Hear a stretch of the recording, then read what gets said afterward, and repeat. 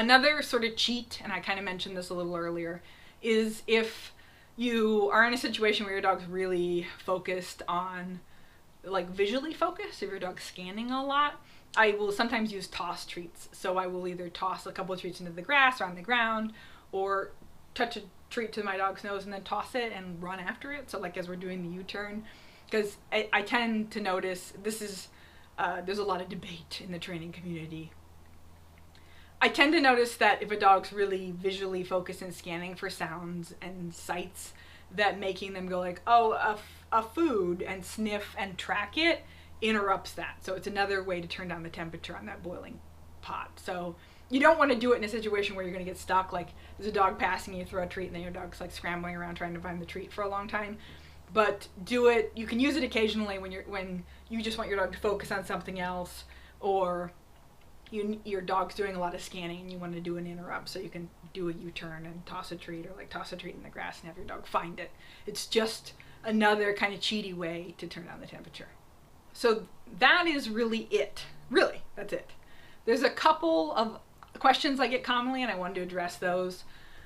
One is, should I socialize with other dogs? And I kind of address that. Yes, of course, if your dog is friendly with other dogs, or you can socialize with other dogs, do that. I would not recommend, worrying about evaluating your dog or other dogs. If you can find a trainer or a dog daycare or something that's qualified that can help you, or someone who runs play groups, great. Most people are not great at evaluating dogs, so if you get a weird feeling about something, probably trust your gut. And that's the case with any training situation, so anything somebody's trying to tell you to do with your dog. But of course, socializing your dog in general will help them in general. So the next one is, what if I have a setback? And if you have a setback and your dog does have a bad experience or gets into it with another dog, then that's not the end of the world. Whether it's socialization or not, try to learn something from it and move on. It's not too big of a deal. So if your dog is a fairly normal dog mentally, it should sort of roll off their back, or maybe have a little weird memory of that, and then it should fade out. So don't worry too much about that.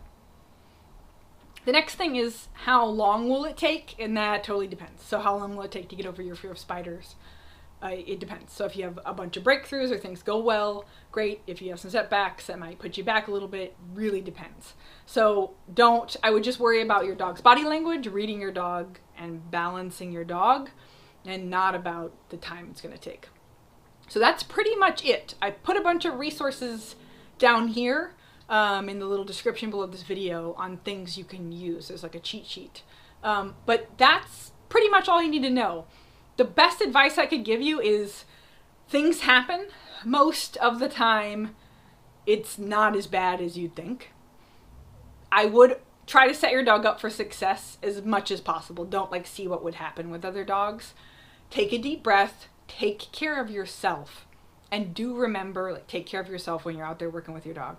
And do remember, this is an emotional thing. It's a big thing you're dealing with. It's complex feelings. So if it's a little challenging, or it seems really fluid, or it's hard to put your finger on, that's okay. Good luck and happy training.